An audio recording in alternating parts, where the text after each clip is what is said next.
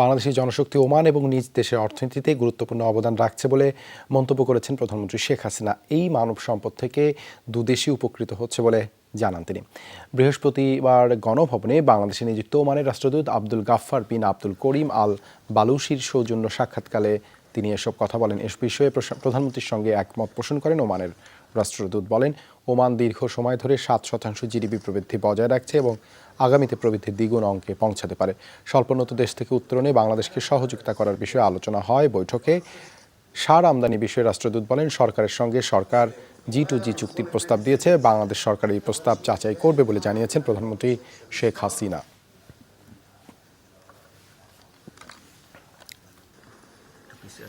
এদিকে গণভবনে প্রধানমন্ত্রী শেখ হাসিনার সাথে সৌজন্য সাক্ষাৎ করেছেন স্পেনের রাষ্ট্রদূত গ্রাভিয়েল মারিয়া সিস্তিয়াগা ওচোয়াডি চিনত্রেক। এ সময় প্রধানমন্ত্রী পারস্পরিক সুবিধার জন্য বাংলাদেশ ও স্পেনের মধ্যে ব্যবসা বাণিজ্য শক্তিশালী করার প্রয়োজনীয়তার উপর গুরুত্ব আরোপ করেছেন। প্রধানমন্ত্রী বাংলাদেশে তার দেশের বিনিয়োগ বাড়ানোর উদ্যোগ নিতে স্প্যানিশ রাষ্ট্রদূতকে আহ্বান জানান। এ সময় প্রধানমন্ত্রী বাংলাদেশের LDC উত্তোলন পরবর্তী সময়ে স্পেনের সমর্থন চেয়েছেন।